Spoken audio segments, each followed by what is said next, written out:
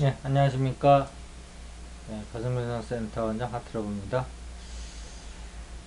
이건 이제 그 인의예지라는 말을 많이 하는데, 이것이 어떤 개념적인 말이 되어서는 안 되겠다는 게 제 생각이에요.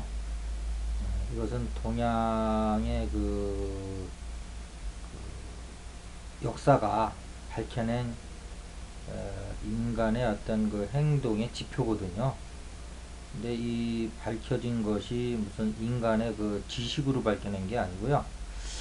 어, 인간의 그 신성을 드러내는 인간의 본성을 드러내는 어떤 그러한 그 행동의 지표이기 때문에 동양의 지혜가 고스란히 담겨져 있는 그 내용이거든요. 그래서 특히 우리 이제 그 동양, 특히 한국에서 수행하시는 분들은 이것에 대해서 좀그 깊은 생각을 가지고 좀 접하셨으면 하는 게 제 생각입니다. 근데 이것이 이제 그 가슴에서를 모를 때는 그냥 머리에서 그 생각하는 하나의 그 사고 체계로 그냥 잡을 수가 있는데 이것이 이제 가슴을 아시는 분들은 전번 시간에 얘기했듯이 이렇게 네 가지 신까지 얘기하면 인의예지 신의 신까지 하면 다섯 가지 방이 다 구체적으로 있다는 거예요. 이것은 동양에서 이제 처음 밝혀지는 그 사실인데 그래서 이제 저번 시간에는 저 그 네 가지 이제 방에 대해서 다섯 가지 방의 위치에 대해서 말씀을 드렸고요. 이번 시간에는 그 중에서 무슨 저 인의 예제할 때 인의 방에 대해서 좀 말씀을 드릴까 합니다. 이것이 이제 그 가슴 명상 이전에서는 이건 이제 역지사지 방이라고 얘기를 해줬죠. 이 방에서는 그 상대방과 나의 차별이 없어요. 그래서 무조건 상대방을 이렇게 사랑으로 끌어안는 자리입니다. 근데 이 방을 실제 운영해 보면 저 어디서 할 수 있냐면 예를 들면 게임을 한다 그러면 게임은 이제 그 상대방과 내가 이제 나눠지는 거잖아요.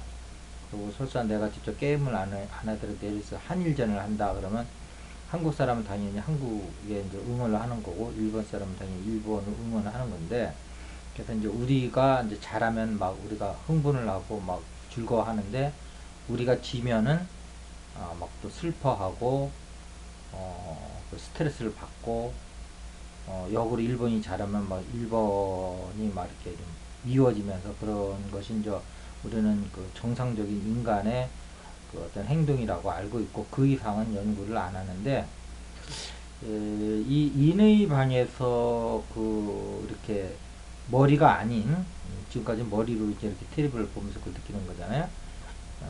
인의 방에서 즉 역지사지 방에서 이렇게 그 한일전을 관람한다고 하면 어떻게 달라질까요? 그것은 다 똑같이 느껴집니다. 그렇다고 그 게임에 흥미가 없어지는 것도 아니에요.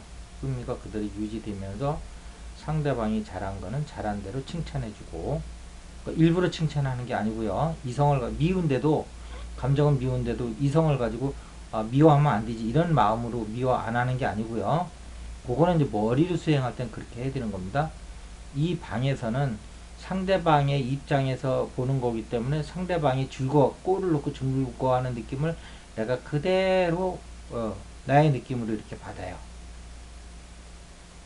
이게 그러니까 인의 방은 다시 얘기하면 역지사지 방이다. 이제 그렇게 얘기를 하는 거죠. 이제 상대방과 입장을 바꿔서 이제 느껴보는 건데. 그 다음에 또 우리 볼을 넣어도 또 즐거운 건 마찬가지고요. 그런데 이제 상대방 입장에서 이렇게 1번 입장에서 느껴보면 우리가 이제 그 사람들을 이렇게 이제 안타깝게 생각하는 거죠. 그러니까 머리에서 보는 한일전 관람의 어떤 그 감정의 움직임하고 그 인의 방에서 느끼는 건 전혀 다른 거예요.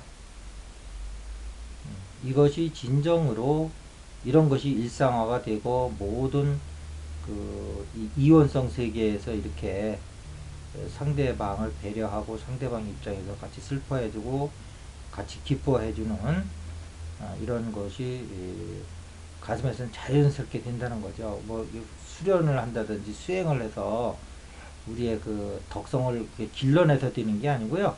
원래 있는 거를 뽑아 쓰는 거예요. 그래서 지금까지 인의 예지에 대해서 많은 사람들이 얘기를 하고 있지만, 이렇게 가슴에 우리의 구체적인 방이 있다. 그리고 거기서는 기를 것도 없고 그냥 뽑아 쓰면 된다. 이렇게 얘기한 사람이 아직 없습니다. 그래서 여러분들이 이런 걸 기회로 해서라도 반드시 여러분들이 이번 생에 가슴을 알고 가셔야 된다는 게 제 생각이에요. 가슴을 이렇게 두고서도 여러분들이 기존 그 수행법의 타성에 젖어서 그냥 그 수행법을 계속 한다고 그러는 것은, 안에 보석과 보물을 두고서도 찾지 않고 그냥 돌을 연마해서 잘 깎아서 쓰려고 하는 그런 거에 비유가 될 수가 있어요. 물론 그것을 격화시키는 건 아닌다마는, 우리 안에 보석이 있는데 못하러 돌을 갈아서 거기에서 그 거울을 만들어 쓰려고 하느냐 이 말이죠. 자, 그래서 지금 아까 한일전에서도 그렇지만, 예를 들면 우리 이제 상대방과 내가 골프를 친다. 그럴 때도 마찬가지죠. 상대방 실수하면 기분이 좋고, 내가 잘 치면 기분이 좋고, 이게 이제 보통 사람들의 심리잖아요. 그래서 상대방의 실수가 나의 행복이다, 뭐 이런 우스갯소리도 하는데, 음, 이런 것서부터 이 인의 방에서, 역지사지 방에서 이렇게 마음을 두고 이렇게 골프를 치면, 상대방이 잘못됐을 때도 안타깝고, 또 상대방이 잘하면은 내가 기분이 좋고, 내가 잘해도 기분이 좋고, 그래서 아주 평온한 마음으로 감정이 이렇게 그 즐거움과 이렇게 슬픔으로, 스트레스로 희노애락이 왔다 갔다 하는 게 아니고 계속 평정의 마음을 깨지 않는다는 게 수행자 입장에서는 제일 중요한 거겠죠. 그래서 우리가 이 드러나는 세계에서는 계속 상대방과 어떤 경쟁을 하고 게임을 해야 되는 어떤 그런 그 현실이잖아요. 그런 데서 이렇게 일희일비하다 보면 수행이 진척이 안 돼요. 그냥 눈 감고 혼자 자기 방에서 앉아서 수행할 때가 되는 것 같지만, 막상 또 사회에 나가서 경쟁의 현장에서 여러분들이 서게 되면 또 희노애락에 스트레스 받고 또 이렇게 수행하고는 또 거리가 먼 행동을 하게 된다는 거죠. 그때 이제 그 가슴에서 여러분들이 인의 방을, 이렇게 좌측에 있는 인의 방을, 우리 가슴 좌측에 있는 인의 방을 여러분들이 일깨우고 사용하실 줄 안다 그러면, 일상에서도 수행의 연속으로 평정심이 깨지지 않는다는 거죠. 이것은 곧 불교에서 얘기하면 이제 그 사무량심이라고 하는 자비희사 있죠. 그래서 상대방이 잘 되면 내가 같이 기쁘고, 상대방이 슬프면 내가 같이 슬퍼지는, 그러나 거기에 떨어지지 않는, 그게 이제 사죠. 평상심을 잃지 않는, 그러나 또 역으로 말하면 전혀 무감각한 사람이 되라는 게 아니고요. 부처 말씀은 자비희를 할 줄 아는, 그러나 거기 떨어지지 않는, 이런 걸 요구하는 건데, 그것을 어디서 하는 거냐? 그 인의 방에서 할 수가 있다는 거죠. 자, 오늘은 그 저번 시간에 인의예지 신에 대한 5가지 방의 위치를 말씀드렸고요. 오늘은 그 중에 하나인 첫 번째 인의 방에 대해서 실제적으로 일상에서 그게 구체적으로 어떻게 발휘가 되는지 말씀을 드렸습니다. 오늘 이것으로 마치겠습니다. 감사합니다.